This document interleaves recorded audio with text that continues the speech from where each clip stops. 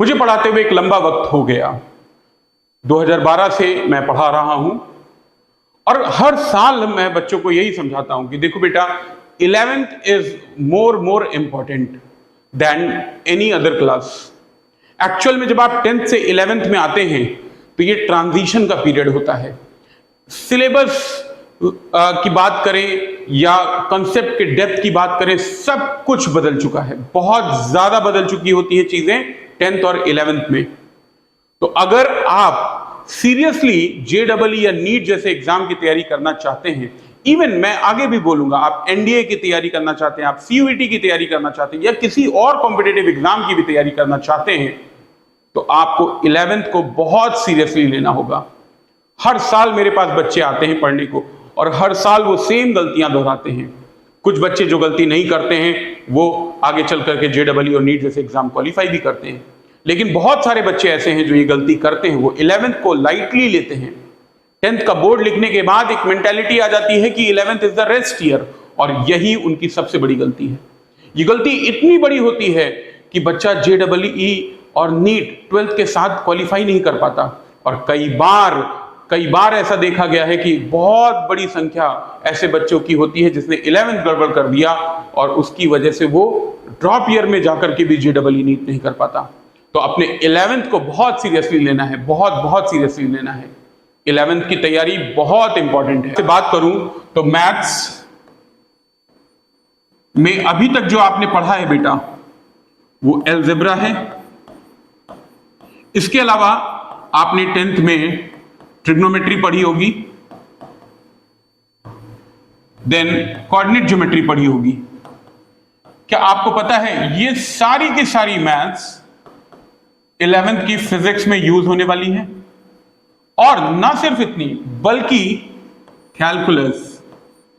Calculus जिसपे अभी हाल ही में मशहूर प्रोफेसर एच.सी. वर्मा साहब की किताब आई है और वो लिखते हैं calculus is the princess of mathematics.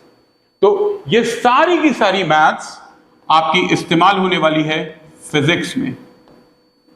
तो अगर आप बायो के स्टूडेंट हैं और आपका टारगेट नीट है, तो आपके लिए भी मैथ्स को पढ़ना, मैथ्स को याद रखना, मैथ्स के कॉन्सेप्ट्स को याद रखना, उन्हें समझना और कैलकुलस को सीखना बहुत इंपॉर्टेंट है।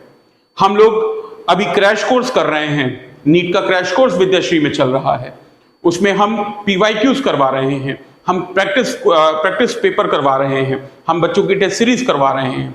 यकीन मानिए, आप आकर के बात कर सकते हैं, उन क्वेश्चंस को देख सकते हैं। बढ़िया लेवल की मैथ्स पूछी जाती है, बढ़िया लेवल के मैथ्स के कॉन्सेप्ट्स आते हैं नीट में भी। तो अगर आपका टारगेट नीट है तो प्लीज ये गलती मत कीजिएगा कि आप मैथ्स को डिलीट कर दें। आप सोचे कि आपने बायो ले ली, अब आपका मैथ्स से कोई ताल्लुक नहीं। यकीन जानिए, ये फिजिक्स मैथ्स का मिक्सचर है, और जो कॉन्सेप्ट मैथ्स का बच्चा 12th में जाकर के पढ़ता है, मसलन डिफरेंशिएशन, इंटीग्रेशन, आपको मालूम है वो आपको पहले ही चैप्टर में पढ़ने पड़ेंगे। काइनेमेटिक्स में डिफरेंशिएशन, इंटीग्रेशन, वेक्टर अलजेब्रा, ये सब अमलगमेट होने वाला है, सबका मिक्सचर आने वाला है अच्छे लेवल का। तो होता क्या है कि मैथ्स को बच्चे डिलीट कर देते हैं, मैथ्स को बच्चे हल्के में ले लेते हैं और उसके चक्कर में वो पहले ही चैप्टर में प्रॉब्लम फेस करने लगते हैं। और जब फिजिक्स के पहले ही चैप्टर में प्रॉब्लम आ जाती है ना, तो उनकी मैकेनिक्स गड़बड़ हो जाती है। और यकीन जानिए, जिसकी मैकेनिक्स गड़बड़ हो गई उसकी फिजिक्स गड़बड़ हो जाती है। तो आप वो गलती मत करिएगा जो आपसे पहले बच्चे कर चुके हैं। आप किसी अच्छे सीनियर से पूछिए जिसने एग्जाम क्वालिफाई किया है, आप किसी अच्छे टीचर से पूछिए जो लगातार इसकी मेंटरशिप कर रहे हैं, जिन्होंने खुद भी एग्जाम क्वालिफाई किया है। आप यूं ही बैनर देख करके कहीं भी आइए जाइए मत। आपका कैरियर है, बहुत इंपॉर्टेंट है, आपका टाइम बहुत इंपॉर्टेंट है, आपके गार्जियन का जो हार्ड अर्न मनी है वो बहुत इंपॉर्टेंट है, उसे बिल्कुल भी वेस्ट मत करिए। जो बच्चे चिन्हट के एरिया के हैं, जो बच्चे मटियारी हरदासी खेड़ा के एरिया के हैं, जो बच्चे नौबस्ता के एरिया के हैं, उनके लिए विद्याश्री क्लासेस में फाउंडेशन बैचेस स्टार्ट हो रहे हैं। आप आइए।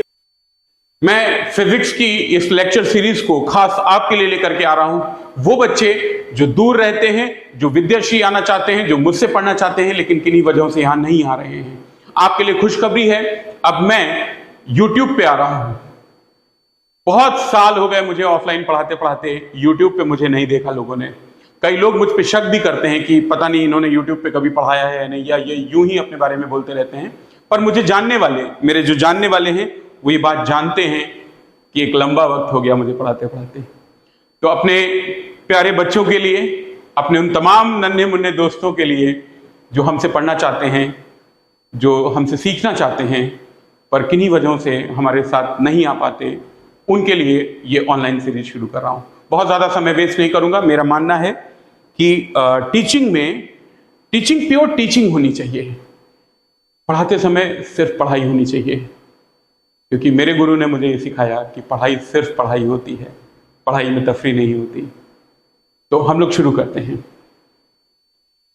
बच्चों, आपने जब पढ़ना शुरू किया था, मैथ्स जब आपने पढ़नी शुरू की थी, तो सबसे पहले दुनिया में हर बच्चे को नंबर सिस्टम पढ़ाया जाता है। उसे नंबर्स बताए जाते हैं, 1 2 3 4 5 तमाम नंबर सिखाए जाते हैं। उसको जीरो के बारे में बताया जाता है, नेगेटिव नंबर्स के बारे में बताया जाता है। आगे चल करके वो बच्चा जानता है कि दरअसल ये जितनी भी चीजें उसे मैथ्स में बताई गई, ये सारी की सारी कांस्टेंट्स हैं। कांस्टेंट, कांस्टेंट क्या होते हैं? Whose value does not change. Does not change मतलब अगर कोई सवाल है और उसमें 5 लिखा हुआ है, ठीक है, 5 लिखा हुआ है, तो अगले न्यूमेरिकल में भी 5 की वैल्यू 5 ही ली जाएगी, वो चेंज नहीं होगी। जब हम कांस्टेंट्स पे अपनी पकड़ बना लेते हैं 4th 5th 6th 7th तक, सीबीएसई बोर्ड के लिए या यूपी बोर्ड के बच्चों के लिए, तब हमें मैथ्स में एक नई चीज इंट्रोड्यूस की जाती है जिसे हम वेरिएबल्स कहते हैं। वेरिएबल्स, वेरिएबल का हिंदी में मतलब होता है बदलने वाला, यानी कि जिसकी वैल्यू चेंज हो जाए, जिसकी वैल्यू चेंज हो जाए उसे वेरिएबल कहते हैं।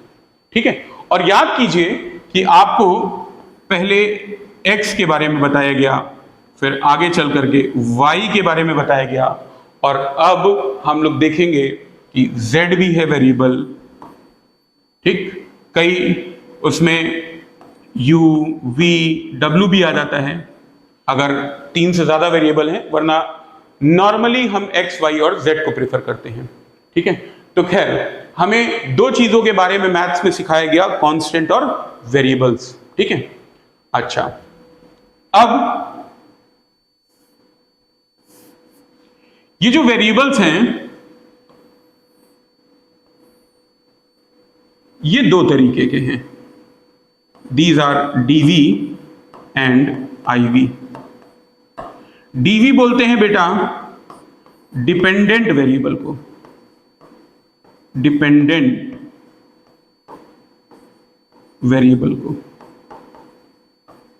और iv कहा जाता है इंडिपेंडेंट वेरिएबल को। मैं बीच बीच में हिंदी में भी आपको बताता रहूंगा ताकि जो बच्चे हिंदी मीडियम के हैं और वो ये वीडियो देख रहे हैं तो उन्हें दिक्कत ना महसूस हो। कांस्टेंट को हिंदी में अचर कहते हैं, अचर, और वेरिएबल्स को चर कहते हैं, यानी जिनकी वैल्यू बदल सके। ठीक है, डिपेंडेंट वेरिएबल क्या होते हैं? डिपेंडेंट वेरिएबल और इंडिपेंडेंट वेरिएबल, जैसा कि नाम से क्लियर है, नाम से क्लियर है, डिपेंडेंट वेरिएबल, ठीक है, जो किसी दूसरे पर डिपेंड कर रहे हो उन्हें हम क्या बोलेंगे?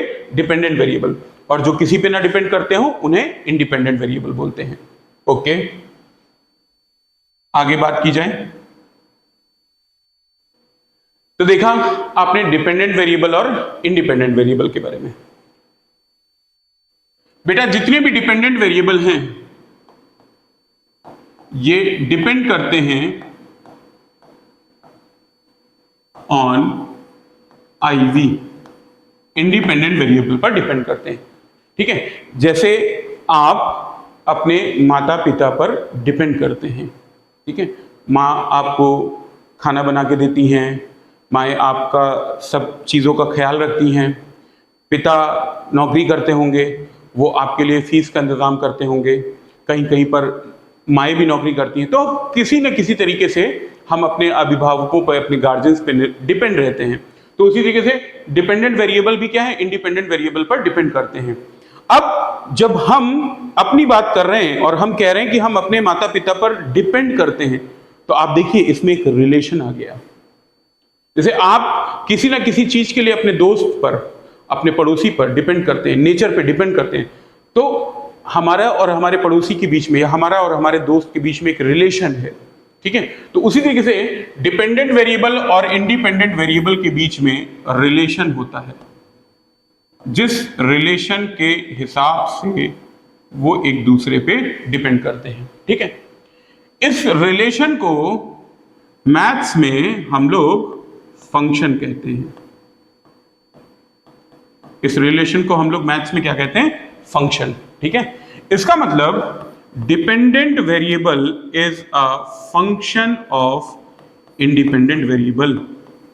ये जो डिपेंडेंट वेरिएबल है ये इंडिपेंडेंट वेरिएबल का फंक्शन होता है। अच्छा, एग्जाम्पल के तौर पर y is a function of x। ठीक है, अब यहीं से बात आपको समझनी है। जब हमने कहा कि y is a function of x, इसका मतलब जो ब्रैकेट के अंदर लिखा हुआ है बेटा, जो ब्रैकेट के अंदर लिखा हुआ है वो फंक्शन होगा। ठीक है, सॉरी, ये फंक्शन है, दिस इज फंक्शन, ये आपका IV है इंडिपेंडेंट वेरिएबल, और ये आपका DV है। ठीक, आपको पता है दुनिया के हर फंक्शन का ग्राफ ड्रॉ किया जा सकता है। We can draw the graph of every function, हर फंक्शन का ग्राफ हम ड्रॉ कर सकते हैं। ग्राफ को ड्रॉ करने के लिए शर्त क्या होती है? ग्राफ को ड्रॉ करने की शर्त यह होती है कि हमको नंबर लाइन चाहिए। जैसे कोई भी ग्राफ आप बनाना चाहते हैं तो आपको क्या चाहिए? एक नंबर लाइन चाहिए। You need a number line. Number line के बारे में भी आपने बचपन में पढ़ा है। एक स्ट्रेट लाइन ले ली, उस पर ये 0 है, this is 1, this is 2, 3 and it goes up to infinity. और अगर इस तरफ आ जाए तो -1, -2, -3 और ये कहां तक जाएगा? -इंफिनिटी तक जाएगा। तो इस लाइन को हम लोग बोलते हैं नंबर लाइन। हमें ग्राफ ड्रॉ करना है, ग्राफ ड्रॉ करना है। तो ग्राफ ड्रॉ करने के लिए हमको 2 नंबर लाइन चाहिए। हमें 2 नंबर लाइंस चाहिए। ठीक, याद रखेंगे। ये 2 नंबर लाइन कौन कौन सी होंगी? एक होगी बेटा हॉरिजॉन्टल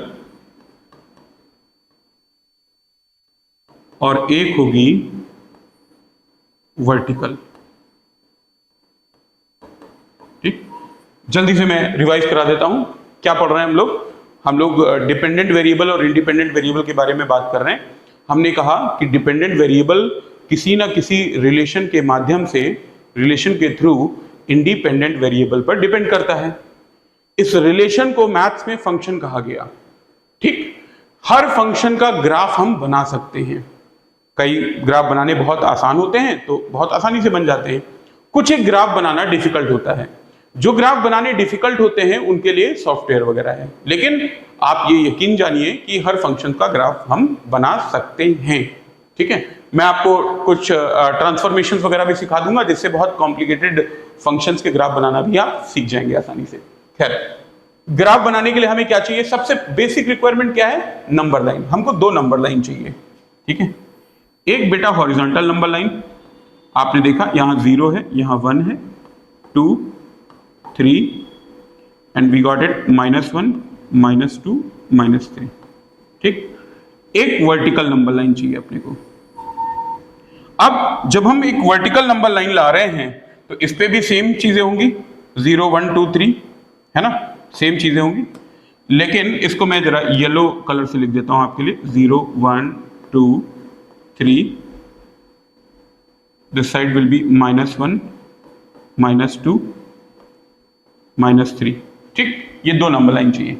आप सबसे पहला पॉइंट नोट करिए कि इस जगह पर 2 0 आ गए। ठीक है, this point is known as origin. इसको क्या कहा गया? ओरिजिन। यहीं से सारी बातें शुरू हो रही हैं, ओरिजिन। ठीक है, एक और बात आप ध्यान दीजिए कि जब हमने नंबर लाइन ली तो पहले कौन सी नंबर लाइन ली थी? हॉरिजॉन्टल। और फिर कौन सी ली थी? वर्टिकल। यही रीजन है, इतनी कोऑर्डिनेट ज्योमेट्री आप सबने पढ़ी है, मैं मान के चल रहा हूं। यही रीजन है बेटा कि जब भी हम किसी पॉइंट का कोऑर्डिनेट डिनोट करते हैं ना, तो उसे हमेशा x, y लिखते हैं। पहले x एक्सिस का कोऑर्डिनेट लिखा जाता है, फिर y एक्सिस का, क्योंकि नंबर लाइन आपने हॉरिजॉन्टल वाली पहले ली थी, बाद में वर्टिकल ली है ना, तो फिर ये एक स्टैंडर्ड बन गया। आप में से कोई बच्चा कहेगा नहीं सर हमने तो पहले y ले ली। ठीक है, आप y ले सकते हैं, कोई दिक्कत नहीं है, लेकिन एक स्टैंडर्ड जो तरीका है वो ये कि पहले हॉरिजॉन्टल ली गई थी, फिर वर्टिकल ली गई थी। अच्छा,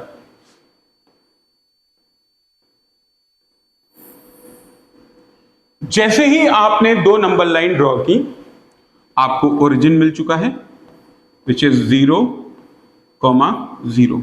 ठीक है, ये जो हॉरिजॉन्टल नंबर लाइन आई थी, इसका नाम पड़ा एब्सिसा। इसका नाम है एब्सिसा। जैसे मेरा नाम है पवन, है ना, वैसे इस लाइन का नाम है बेटा एब्सिसा। और ये जो वर्टिकल नंबर लाइन है ना, इसका नाम है ऑर्डिनेट। ऑर्डिनेट। ठीक, हिंदी में हम इसे भुज कहते हैं और इसे कोटि कहते हैं। ठीक है, मैं आपको बता दूं कि मैं भी हिंदी मीडियम से पढ़ा हूं, है ना, तो कई बार ऐसा देखा गया कि हिंदी मीडियम से पढ़ने वाले बच्चों को तमाम लोग डीमोटिवेट करते हैं, डिमोरलाइज करते हैं कि अरे आप तो यूपी बोर्ड से हैं, हिंदी मीडियम से हैं, स्टेट बोर्ड से हैं, हिंदी में आपने पढ़ाई की है तो आगे क्या होगा। तो ऐसी कोई दिक्कत की बात नहीं है, है ना, कोई प्रॉब्लम की बात नहीं है। जेईई हो चाहे नीट हो या कोई भी यूपीएससी का भी पेपर हो, वो दोनों लैंग्वेज में आता है। ठीक है, हिंदी में भी आता है, तो ऐसी कोई प्रॉब्लम नहीं है। मैंने अपने करियर में रुड़की तक गया मैं वहाँ पढ़ने के लिए, और मेरा एग्जाम्पल छोड़िए, मैं अपनी सिस्टर का एग्जाम्पल बताता हूँ कि अभी वो फिलहाल अमेरिका में है, रिसर्च कर रही हैं, साइंटिस्ट की पोस्ट पर हैं। उन्होंने बीएससी की, एमएससी की, पीएचडी की, पोस्ट डॉक किया और अभी वो रिसर्च कर रही हैं। तो वो भी हिंदी मीडियम से पढ़ी हुई थी। तो हिंदी मीडियम के बच्चों के लिए खास संदेश है कि बिल्कुल भी डिमोरलाइज ना हो, बिल्कुल भी डीमोटिवेट ना हो। कोई कुछ भी कहे, कोई कुछ भी कहे, उससे कोई फर्क नहीं पड़ता। आपको सिर्फ एक काम करनी है, मेहनत करनी है, जबरदस्त मेहनत करनी है। ठीक है, खैर भुज और कोटि कहते हैं। ठीक है बेटा, जैसे ही आप ये नंबर लाइन, मैंने जैसे ही इस नंबर लाइन को अपने बोर्ड पे ड्रॉ किया, आप देखिए मेरे बोर्ड के 4 हिस्से हो गए। ठीक है, मेरे बोर्ड के 4 हिस्से हो गए। इन 4 हिस्सों के नाम देखिएगा। इसको कहा गया फर्स्ट क्वाड्रेंट। इसको कहा गया फर्स्ट क्वाड्रेंट। ये है second quadrant, then this is third and this is fourth. ठीक है, थोड़ा सा अगर आपको याद हो तो इधर 1 था, इधर 2 था, इधर 3 था, यहां 4 था, इधर भी 1 2 3 और 4। जैसा कि मैंने बताया कि पहले x वाला आएगा और फिर y वाला। तो इस क्वाड्रेंट में देखिए आप x और y दोनों कैसे आ गए? पॉजिटिव। जबकि सेकंड क्वाड्रेंट में अगर आप देखोगे तो x किस में आ रहा है? नेगेटिव में आ रहा है। x क्वाड्रेंट नेगेटिव में है, x कोऑर्डिनेट नेगेटिव में और y वाला पॉजिटिव में। ठीक है बेटा, थर्ड क्वाड्रेंट में अगर आप निगाह डालिए, ठीक, यहां पर x भी नेगेटिव में है और y भी नेगेटिव में है, और वहीं फोर्थ में x पॉजिटिव और y नेगेटिव में। ठीक है, तो ये साइन कन्वेंशन हो गया। तो अगर आपका कोई ऐसा फंक्शन है जिसमें x की पॉजिटिव वैल्यू रखने पर y की वैल्यू भी पॉजिटिव आ रही है, तो इसका मतलब वो पॉइंट किधर लाई करेगा, फर्स्ट क्वाड्रेंट। और अगर x की नेगेटिव वैल्यू रखने पर y पॉजिटिव आ रहा है, सेकंड। x की नेगेटिव वैल्यू रखने पर y भी नेगेटिव आ रहा है, तो थर्ड। और x की पॉजिटिव वैल्यू रखने पर y नेगेटिव आ जाए तो फोर्थ। ठीक है। मैं आपको बता दूं कि क्वाड्रेंट को हिंदी में चतुर्थांश कहते हैं। चतुर्थांश, चतुर्थांश का मतलब चतुर्थ प्लस अंश। ठीक है, इसका मतलब फोर्थ पोर्शन। तो एक पेपर, ठीक है, वो पूरा एक पेपर है, हमने इसके 4 हिस्से कर दिए, इसीलिए इसका नाम पड़ा चतुर्थांश। ये एक चौथाई हिस्सा है। ठीक है, ये दूसरा चौथाई हिस्सा है, ये तीसरा चौथाई हिस्सा है, और वो चौथा चौथाई हिस्सा है। ठीक है, तो इसको बोला गया क्वाड्रेंट। खैर, अच्छा जी, तो सारी कहानी कहां से शुरू होती है, ओरिजिन से शुरू होती है। ठीक, इसका नाम मैंने आपको बताया कि इसका नाम एब्सिसा है और इसका नाम ऑर्डिनेट है। फिर हमने बताया कि y is a function of x। ये है बेटा इंडिपेंडेंट वेरिएबल और ये है डिपेंडेंट वेरिएबल। ठीक, इंडिपेंडेंट वेरिएबल पहले आएगा क्योंकि वो इंडिपेंडेंट है। जैसे हम अपने माता पिता पर निर्भर करते हैं, तो हमारे माता पिता हमसे पहले आए ना, क्योंकि हम उन पर निर्भर कर रहे हैं, हम उनके बाद में आएंगे। तो जो स्वतंत्र है वो पहले आएगा, इंडिपेंडेंट हमेशा पहले आएगा। ठीक, और पहले कौन सी नंबर लाइन आई थी, हॉरिजॉन्टल या वर्टिकल, हॉरिजॉन्टल नंबर लाइन। इसलिए इंडिपेंडेंट वेरिएबल हमेशा कहां पर आएगा, एब्सिसा पर, और डिपेंडेंट वेरिएबल कहां पर आएगा, ऑर्डिनेट पर। तो अगर मान लीजिए आपने y is a function of x लिख रखा है, तो x एब्सिसा पर आ जाएगा और y कहां पर आएगा, ऑर्डिनेट पर। ठीक है, इसका मतलब यह हुआ कि अगर कल को फिजिक्स में हम एक ग्राफ देखें एफ टी, तो एब्सिसा पर कौन है, टी। एब्सिसा पर होने की वजह से बेटा ये हो जाएगा इंडिपेंडेंट वेरिएबल और ये हो जाएगा डिपेंडेंट वेरिएबल। इसका मतलब it will be written as S is a function of T. तो अगर हम इसमें कोई भी ग्राफ बनाते हैं उसको आप क्या लिखेंगे, S as a function of T.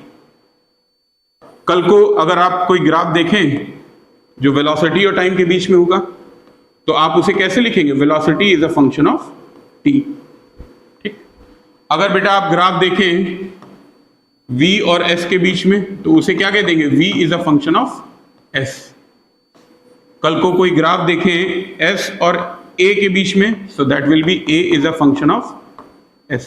आप देखिए इंडिपेंडेंट वेरिएबल जो ब्रैकेट के अंदर है वो हमेशा कहां पर आ रहा है, एब्सिसा पर। ये बहुत बेसिक सी बात है, बहुत इंपॉर्टेंट बात है। वो हमेशा कहां पर आ रहा है, एब्सिसा पर। और जो इस साइड लिखा हुआ है वो कहां आ रहा है, ऑर्डिनेट पर। ठीक है, इसका मतलब अगर मैं फोर्स और डिस्प्लेसमेंट के बीच में ग्राफ देखूं, तो पता है उस ग्राफ को हम क्या कहेंगे, force is a function of S. ठीक, बहुत सारे एग्जाम्पल है फिजिक्स में, इनफाइनाइट नंबर ऑफ एग्जाम्पल है। जैसे ग्रेविटेशनल फोर्स, इसको हम लोग लिखते हैं G m1 m2 upon R square, G m1 m2 upon R square. तो अगर आप ग्रेविटेशनल फोर्स को डिपेंडेंट और R को इंडिपेंडेंट वेरिएबल मान रहे हैं, इसका ग्राफ अगर आप डिनोट करना चाहते हैं, बनाना चाहते हैं, तो आपको 2 नंबर लाइन लेनी पड़ेगी, एक हॉरिजॉन्टल एक वर्टिकल। हॉरिजॉन्टल पर इंडिपेंडेंट वेरिएबल आएगा R और ऑर्डिनेट पर डिपेंडेंट वेरिएबल आ जाएगा FGR। ठीक, ओके। इसी से मान लीजिए आपने U और R के बीच में देखा, तो हम क्या लिख देंगे इसको, u is a function of r। बेटा कल को मान लीजिए मैग्नेटिक फील्ड और चार्ज की वेलोसिटी के बीच में हमें ग्राफ बनाना है, सो b is a function of v। ठीक, सो ये बेसिक सा इंट्रोडक्शन है। ठीक है, जो अभी मैं बिल्कुल एलिमेंट्री सी बात कह रहा हूं कि भाई क्या होता है, नंबर लाइन का क्या यूज है, कैसे हम लोग करेंगे। ठीक, अच्छा ये जो हमने लिखा y is f of x, so this f function f है, tells us how dv changes with respect to iv।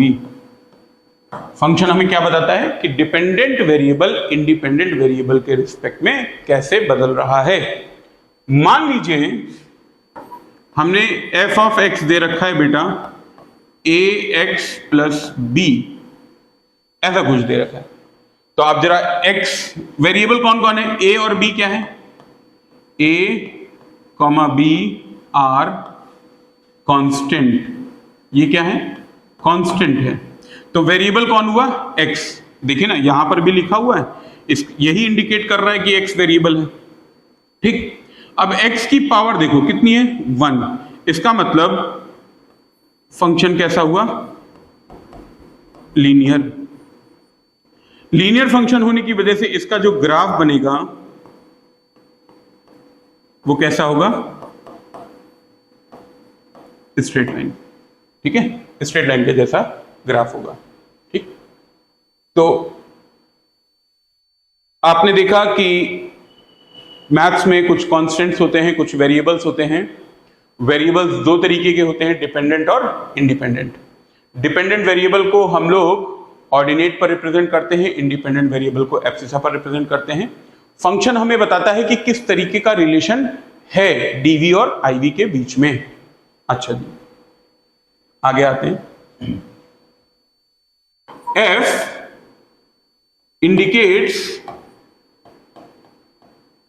how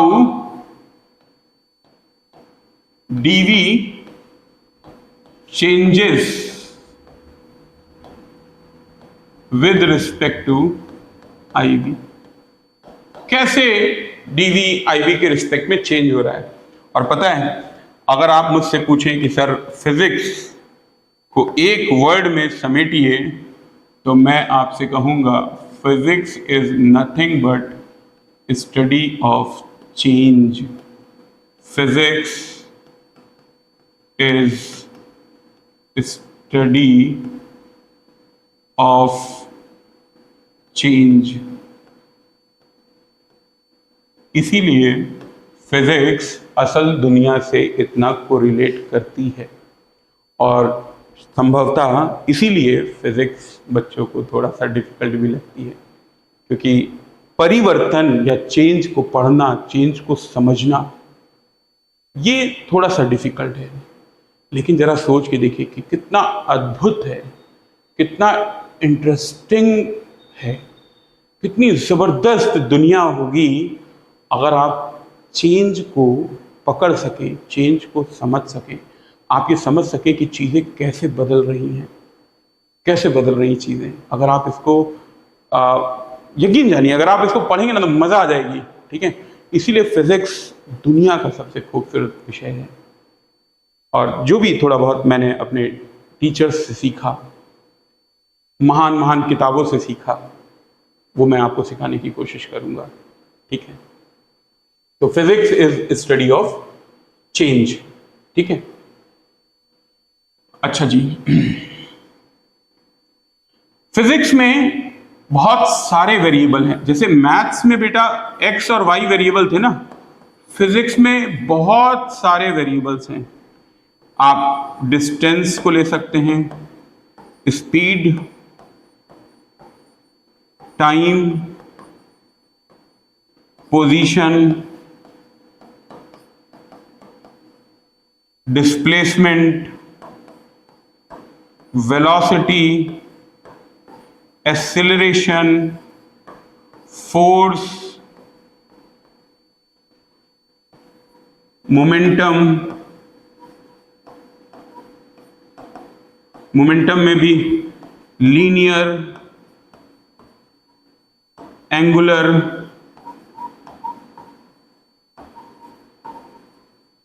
torque, gravitational field,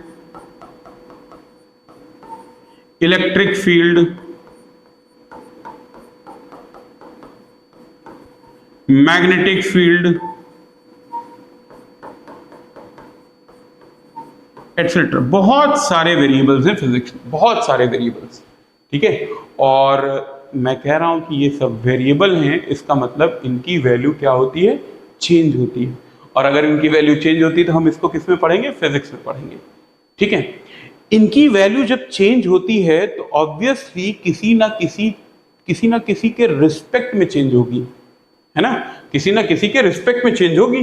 तो पता है आपको, आसान कर देता हूं मैं चीजों को आपके लिए। ये जितने पैरामीटर हमने अभी अभी देखे, जितने भी पैरामीटर आपने देखे, ठीक है, आपको पता है ये सारे parameter changes either with respect to time और विद रिस्पेक्ट टू स्पेस। या तो ये टाइम के रिस्पेक्ट में बदल रहे होंगे या स्पेस के रिस्पेक्ट में, तीसरी कोई बात है ही नहीं।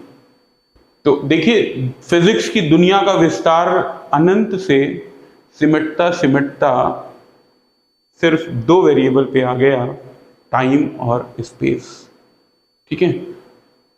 इस विषय की खूबसूरती को महसूस करने की कोशिश कीजिए कि इसमें इनफाइनाइट एक्सपेंशन है, बहुत सारे वेरिएबल हैं, लेकिन वो वेरिएबल सिर्फ दो चीज़ों पे डिपेंड कर रहे हैं, टाइम और स्पेस पे। बहुत महान महान लोगों ने फिजिक्स में काम किया, लैग्रांजे, यूलर, उन सब लोगों ने तमाम चीज़ों को देखा, तमाम एक्सपेरिमेंट्स किए और उसके बाद फिजिक्स को समेट दिया कि फिजिक्स के वेरिएबल सिर्फ टाइम और स्पेस पर ही डिपेंड करते हैं, तीसरे किसी की तरफ जाने की आपको जरूरत नहीं। यानी कि अगर हम पोजीशन की बात करें तो पोजीशन फंक्शन होगी टाइम का, वेलोसिटी की बात करें तो वेलोसिटी फंक्शन होगी टाइम का, या फिर वेलोसिटी फंक्शन होगी स्पेस का। एक्सीलरेशन की बात करें बेटा तो acceleration will be either function of time या फिर एक्सीलरेशन फंक्शन होगा स्पेस का, ठीक है। फोर्स की बात कर दें तो force will be either function of time और force will be a function of space, ठीक। मोमेंटम की बात करें तो momentum will be either a function of time या फिर momentum will be a function of space. और आपको पता है ये हर रिलेशन मीनिंगफुल है, कुछ ना कुछ आपको देगा, ठीक।